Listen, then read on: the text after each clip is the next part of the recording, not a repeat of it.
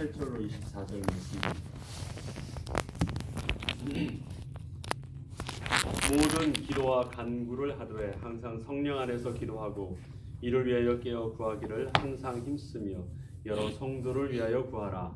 또 나를 위하여 구할 것은 내게 말씀해 주사 나로 입을 열어 복음의 비밀을 담대히 알리게 하옵소서 할 것이니 이 일을 위하여 내가 쇠사슬에 매인 사신이 된 것은 나로 이 일에 당연히 할 말을 담대히 하게 하려 하심이라. 나의 사정고 내가 무엇을 하는지 너에게도 알리려 하노니 사랑을 받은 형제여 주 안에서 진실한 일꾼인 두기고가 모든 일을 너에게 알리리라. 우리 사정을 알리고 또 너희 마음을 위로하기 위하여 내가 특별히 그를 너희에게 보내었노라.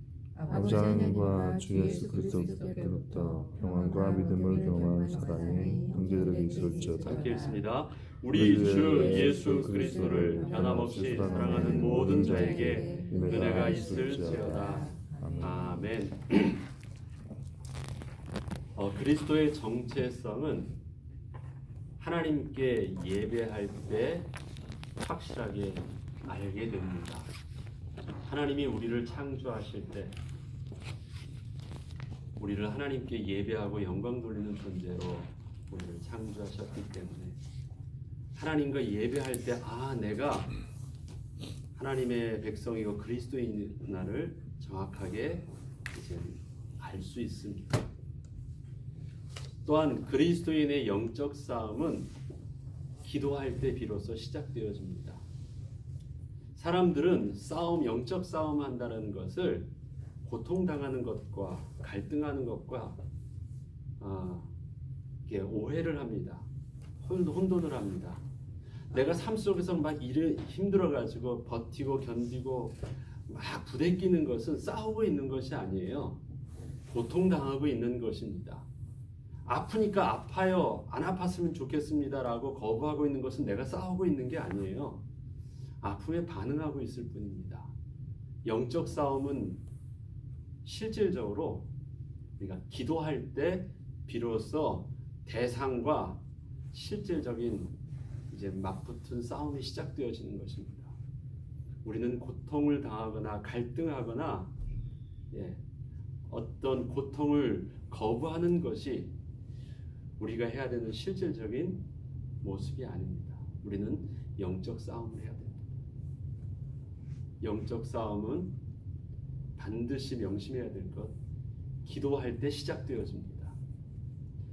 우리가 교회 안에서 많은 부분들을 배우고 제가 또 우리가 설교 말씀을 듣고 내가 성경 말씀을 묵상하고 성경 공부를 하고 그것은 전쟁터에 나가기 위해서 우리에게 전신갑주를 취하는 것처럼 그냥 자세를 갖추는 것입니다. 그럼 실질적으로 싸워야죠. 싸워야 되려면 그것이 바로 기도하는 것인데 그 기도를 어디서 하느냐? 삶의 모든 현장 속에서 하는 것입니다. 그래서 오늘 18절부터 있는 부분들은 앞에 하나님의 전신갑주를 취하였다면 그 전신갑주를 입은 자들이 삶 속에서 어떻게 영적 싸움을 하느냐라고 표현을 할 때 모든 기도와 간구를 하되라고 합니다. 모든 기도와 간구. 기도는 프레이어로 간구는 리퀘스트, 하나님께 요구하는 것입니다. 뭘 달라고 애스크하는 거예요. 두 가지가 같이 집중하는 것입니다. 모든 것을 모든 삶의 현장 속에서 모든 방법을 가지고 기도는 다양한 방법과 모습을 통해서 그렇게 할 수 있습니다. 그런데 그 하되 성령 안에서 기도하라고 합니다. 실질적으로 싸우려고 하면 검을 휘둘러야지 상대방을 제압할 수 있죠.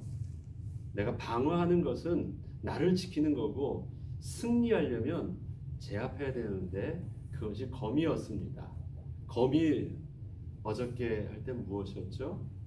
성령의 검, 곧 말씀의 검. 성령과 말씀을 동일하게 가지고 있습니다.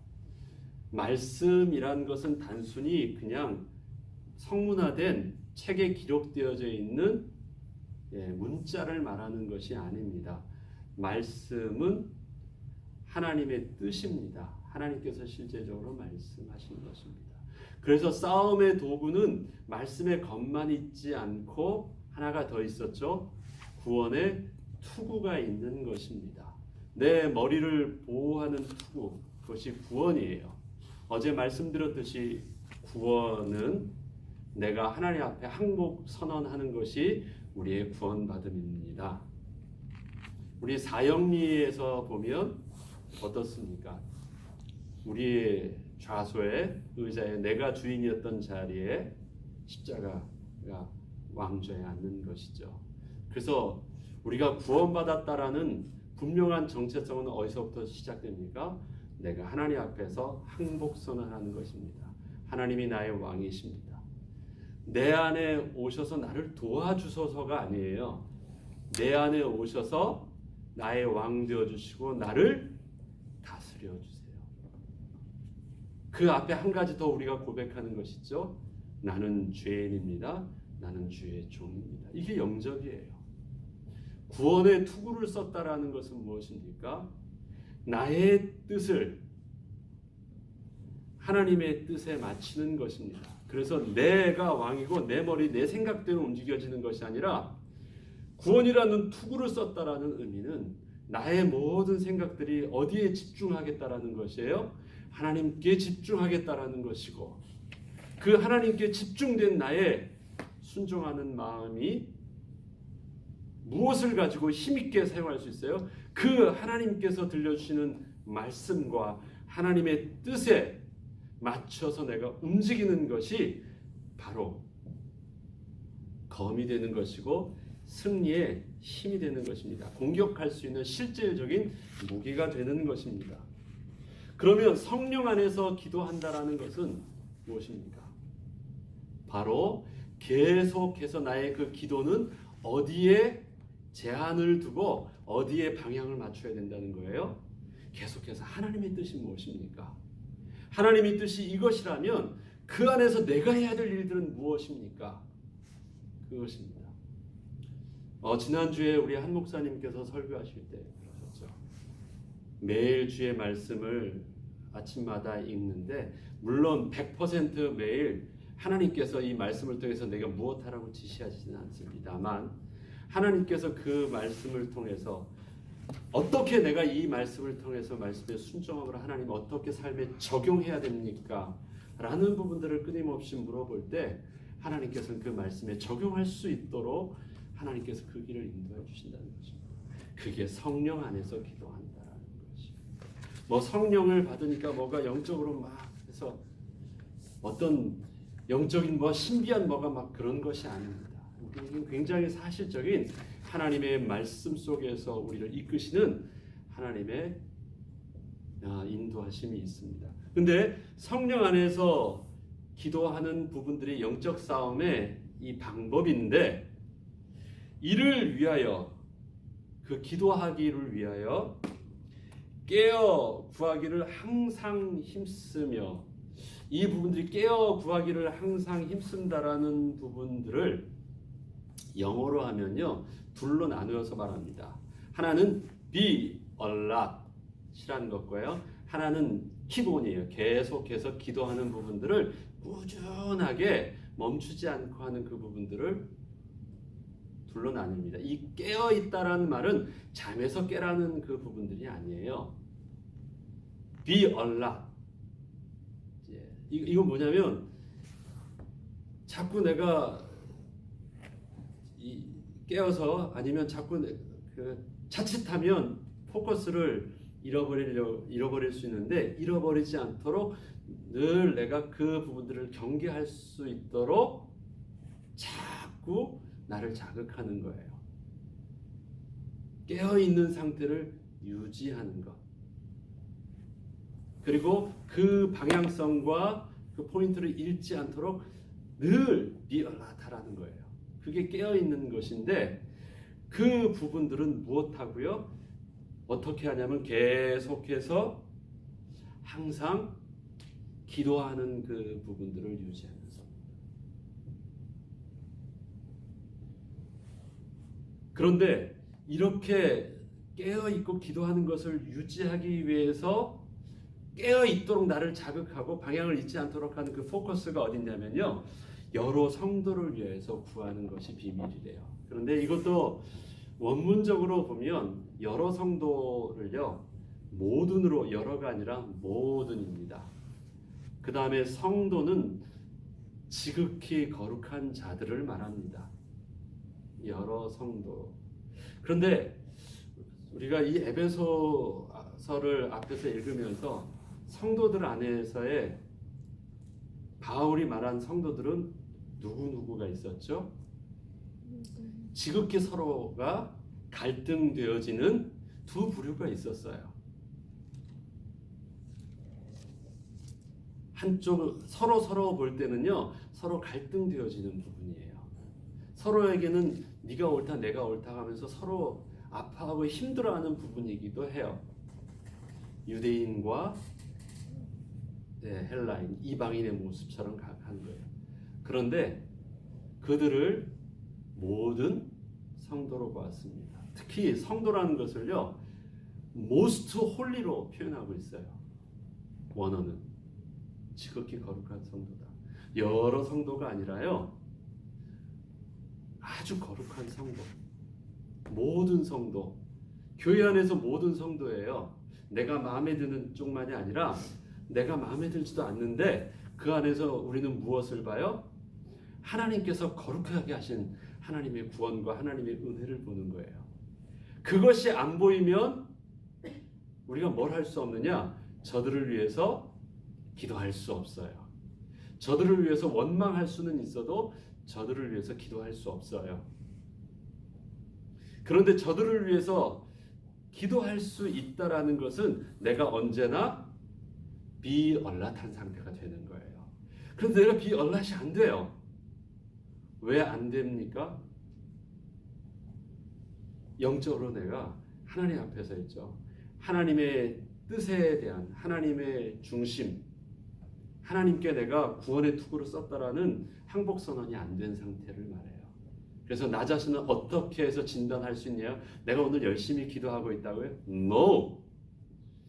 내가 오늘 열심히 기도하고 있다는 부분들을 내가 확인하는 것이 아니라 내가 성령 안에서 기도하고 있느냐라는 부분들이에요. 그런데 성령 안에서 기도하는 부분들을 어떻게 내가 진단하고 확인할 수 있느냐?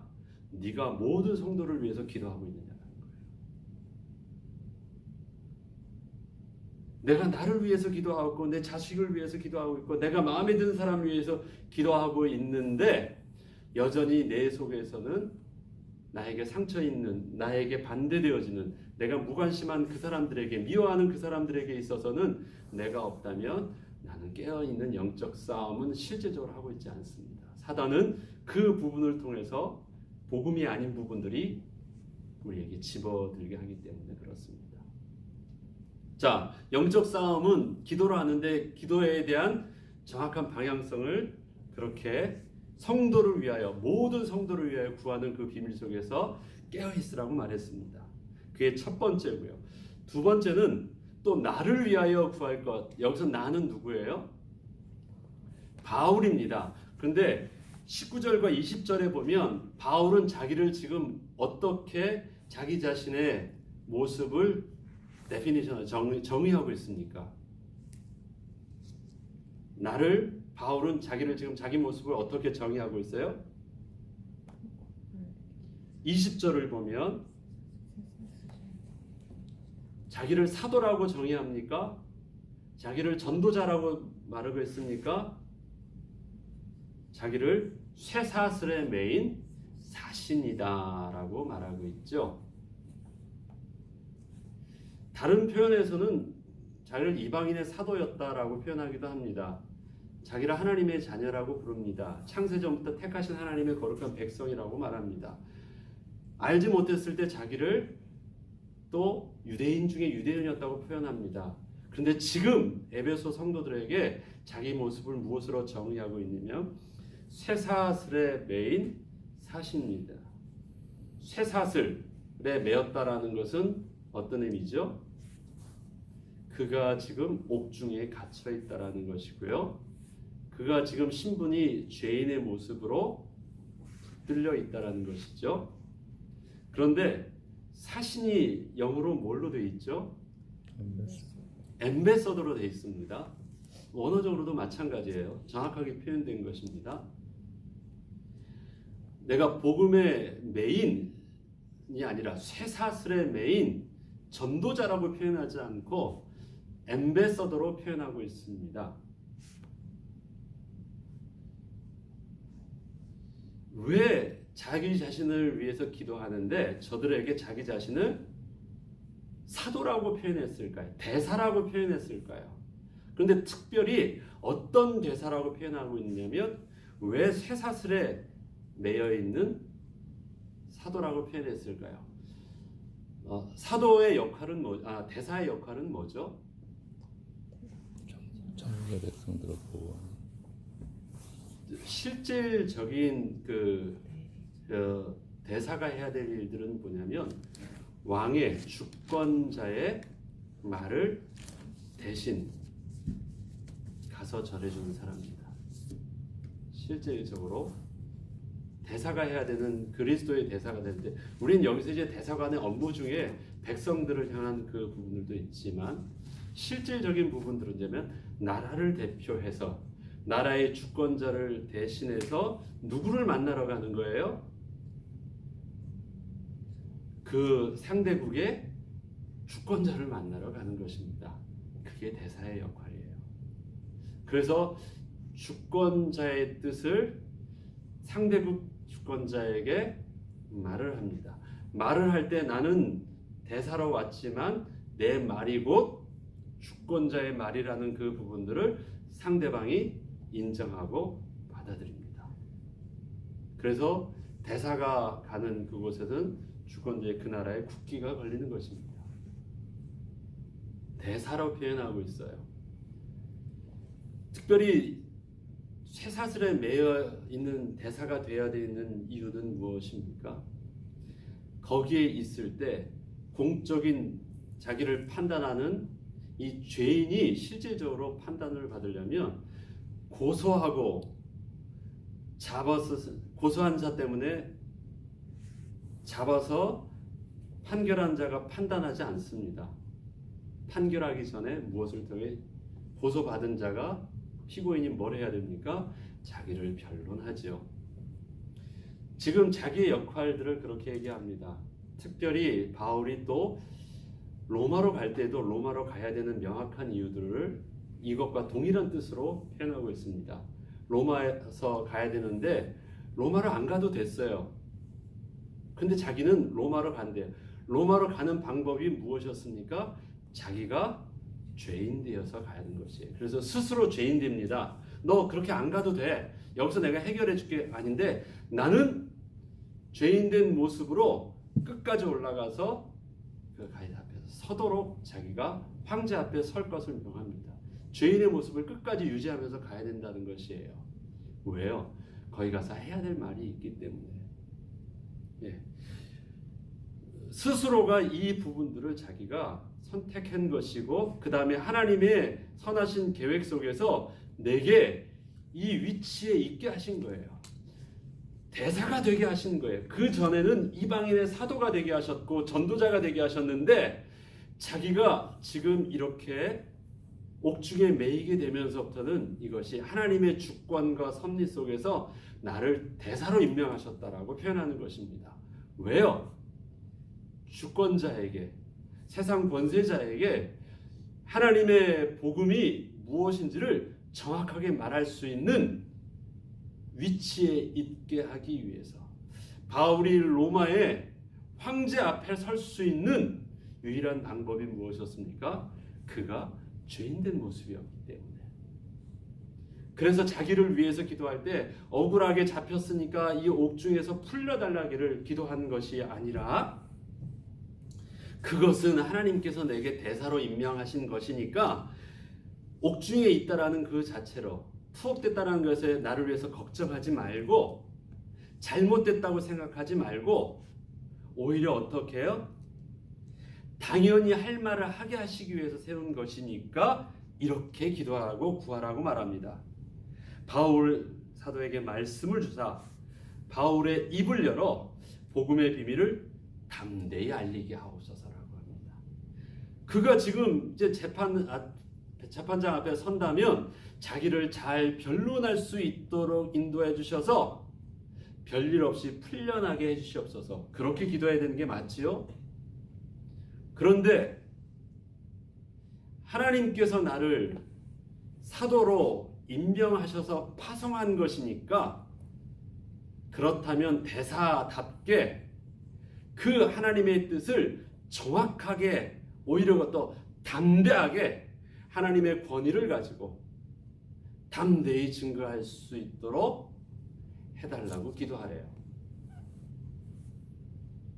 이걸 딱 들으니까 지금 옥중에 갇혀있다라는 것을 염려하고 있던 그들이 전혀 다른 눈으로 깜짝 놀라서 봐요. 아니, 그건 지금 하나님께서 오히려 임명하신 대사로 임명하신 것이라고.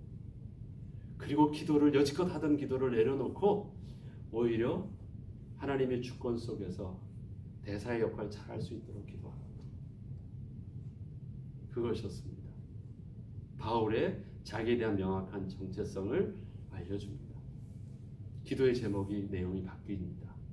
그리고 한 가지를 더 합니다. 이제 두기고에 대한 이야기를 합니다. 두기고를 이제 너희들에게 나의 편지를 쥐어서 보내는데 두기고는 어떤 사람입니까? 여기서 보면 나의 사정과 내가 무엇을 하는지 너에게 잘 알려주는 사람입니다. 두기고는 바울이 처한 상황을 하나님의 주권과 섭리 속에서 올바르게 이해하고 해석할 수 있는 자였습니다. 옥중에 갇혀 있는데 그 부분들을 걱정스럽게 큰일 났다고 말하지 아니하고 하나님의 주권과 섭리 속에서 하나님이 바울을 어떻게 이끄시고 있는지 정확하게 영적인 해석을 하고 그것을 정확하게 전달해 줄 수 있는 사람이 두기고래요. 그 다음에 바울의 영적 필요를 알고 제대로 바울을 도와줄 수 있는 자이기도 했습니다. 바울을 위해서 사랑하고 걱정한다고 해서 그것이 바울에게 다 도움이 되지 않습니다. 그 걱정하고 사랑스러운 그 마음이 정확하게 방향이 맞을 때 그것이 도움이 됩니다. 오히려 걱정하고 사랑하는 그 마음이 정확하게 그 사실들을 이해하지 못하고 하나님의 주권을 이해하지 못하면 그것이 바울에게 있어서는 근심이 되기도 합니다. 바울은 이 서신서를 통해서 그 부분들을 계속해서 바로 잡아주고 있고 나에 대해서 걱정하지 말고 오히려 감사하라고 하고 큰일 난 것이 아니고 오히려 그것 때문에 갈등하지 말고 전파되는 것은 그리스도니까 오히려 기뻐하고 하나님께 영광을 돌리라고 하고 평안하라고 오히려 말을 하기도 합니다. 자, 이러한 두기고가 바로 성도들에게 가서 편지를 전해주고 소식을 잘 가르쳐주고 있는데 그래서 그 사정을 잘 알리고 위로해주고 있는데 바울이 마지막으로 하는 두 가지의 기도의 제목이 있습니다. 23절입니다. 아버지 하나님과 주 예수 그리스도께로부터 평안과 믿음을 겸한 사랑이 형제되게 있을지어다 라고 합니다. 바울이 편지와 함께 두기고를 보내서 결국 에베소 성도들에게 어떻게 열매로 맺어지기를 원하냐면 평안이 있기를 원하고 사랑이 있기를 원합니다. 평안이 있기를 원하고 사랑이 있기를 원하는데 그 평안은 어떤 평안이냐면 하나님과 주 예수 그리스도께로부터 오는 평안입니다. 다시 말해서 앞에서 계속해서 말해주고 있죠. 하나님의 주권과 하나님의 섭리를 이해할 때 오는 평안이에요. 그냥 내게 있는 두려움이 상태가 사라지면 평안이 오는 것이 아닙니다. 전혀 상황과 문제는 바뀌지 않았어요. 바울이 옥중에 여전히 갇혀 있고 에베소 성도들 가운데 있는 갈등의 문제도 여전히 있었고 성도들도 함께 여전히 있었고 그들의 삶의 모습과 환경도 여전히 있어요. 그런데 평안이 임하기를 원해요. 왜 달라질까요? 에베소 성도들에게 계속 보냈던 것은 뭐냐면 바울을 옥중에 갇힌 억울한 누명을 쓰인 죄인으로 보지 않고 바울을 무엇으로 볼 수 있는 눈이 보여지면 쇠사슬에 매인 사도로 보여지면 그게 뭐예요? 곧 하나님의 주권과 섭리 속에서 삶을 바라볼 수 있는 눈이 재해석할 수 있는 눈이 열려지면 올 수 있는 평안입니다. 그게 주님께로부터 오는 평안이에요. 주님의 뜻을 이해하고 주님의 섭리를 깨달은 평안이에요. 우리의 삶도 그렇습니다. 우리의 삶의 문제가 해결되어져 있는 평안이 아니라 우리의 삶과 우리의 배경은 여전히 이곳에서 그렇게 살고 있는데 내가 주님의 뜻 안에서 말씀 안에서 성령 안에서 삶을 재해석할 수 있는 눈이 열릴 때부터 그게 내 영혼이 은총 입고 중한 죄짐, 죄로 인하여 죄의 종노릇하면서 우리가 거짓의 마귀의 종노릇했을 때 우리의 모습이 바뀌어졌을 때 삶을 재해석할 수 있을 때 오는 평안입니다. 그게 평안이 그런 평안이 임하는 것이고 근데 사랑이에요. 그런데 사랑이라는 부분을 쓸 때 좀 독특한 표현을 썼죠. 그 앞에 수식어가 있습니다. 뭐예요? 믿음을 겸하는 사랑이에요. 그냥 사랑하면 되는 것이 아니라 믿음을 겸한 사랑이에요. 왜 그렇죠? 하나님이 주신 그 믿음 안에서 상대방이 있어요. 누구를 봐요? 내가 너무 싫어하고 너무 힘들어하는 우리 에베소 성도들 안에서의 갈등하는 유대인을 보고 갈등하는 이방인을 봐요. 그를 어떻게 사랑해요? 믿음을 가지고 사랑하는 거예요. 하나님, 나의 인격과 나의 의지로는 마음에 안 들어요. 내가 옳은 것 같아요. 그런데 하나님이 내게 믿음을 주셔서 사랑하라고 하셨어요. 그 은혜로 인하여 하나님이 나를 마음에 안 드는 원수됐던 나를 하나님이 사랑하셨다는 것을 믿어요. 그게 내 믿음이었잖아요. 그게 내가 칭의를 받았다는 걸 고백할 수 있었잖아요. 그 믿음이 저들 속에서도 동일하게 역사하셔서 하나님의 의로운 백성이 되었다라는 것을 인정하는 게 믿음을 겸한 사랑입니다. 이해되셨죠? 사랑하라고 하면 절대 안 돼요. 그 앞에 무엇이 붙어야 돼요? 믿음을 겸한 사랑.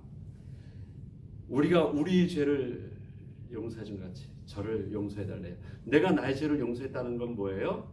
내가 하나님 앞에 칭함 받았다라는 것을 하나님 앞에서 내가 인정하는 거예요. 그래서 내가 의인이 됐어요.